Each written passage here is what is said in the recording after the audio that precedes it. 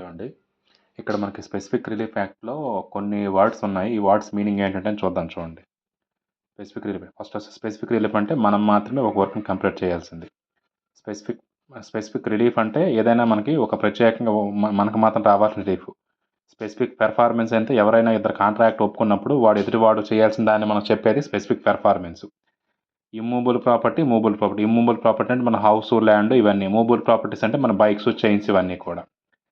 Trust enforceable అంటే ఏంటంటే trust అనేది చూద్దాము. ఎన్ఫోర్సబుల్ అంటే ఏమీ లేదు మనకి. ఎన్ఫోర్సబుల్ అంటే ఇది కోర్టుకి మనం చెప్పి ఈ వర్క్ నేను అని చెప్పేసి ఫోర్స్ చేసి చెప్పొచ్చు. ఆ ఫోర్స్ చేసి చెప్పే వర్డ్ని ఏమంటాం మనం? కోయరిజన్ అంటాం మనం. ట్రస్ట్ ఎన్ఫోర్సబుల్ అంటే వాడు దానికి అర్హుడు, అంటే వాడు ఫోర్స్ చేసి ఏమైనా చెప్పొచ్చు. ట్రస్ట్ ఎన్ఫోర్సబుల్ అలా దాని మీనింగ్.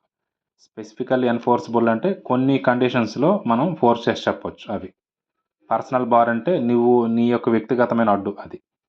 సబ్స్టిట్యూటెడ్ పెర్ఫార్మెన్స్ అంటే స్పెషల్ పెర్ఫార్మెన్స్ అంటే ఒక మనిషి అలా కాకుండా వాడు కాకుండా ఇంకొకటితో చేస్తే అది సబ్స్టిట్యూట్ పెర్ఫార్మెన్స్. రెసిషన్ అంటే ఏంటంటే క్యాన్సిల్ చేయడం. రెసిషన్ అంటే క్యాన్సిల్ చేయడం. కోయర్నెంట్ చెప్పాను మీకు ఫోర్స్ చేయడం. డిస్క్రిప్షన్ అంటే కోర్టుకున్న పవర్ అనమాట. డిస్క్రిప్షన్ పవర్స్ అంటాం కదా మనం. డిస్క్రిప్షన్ పవర్స్ అంటే కోర్టుకున్న పవర్స్. డ్యామేజెస్ ఇన్ లయస్ ఇందులోనే ఉంది. డ్యామేజెస్ ఇన్ లై అంటే నష్టానికి పరిహారం ఎంతలోని అమౌంట్ రూపంలో. అది దాని మీనింగ్ మనకి.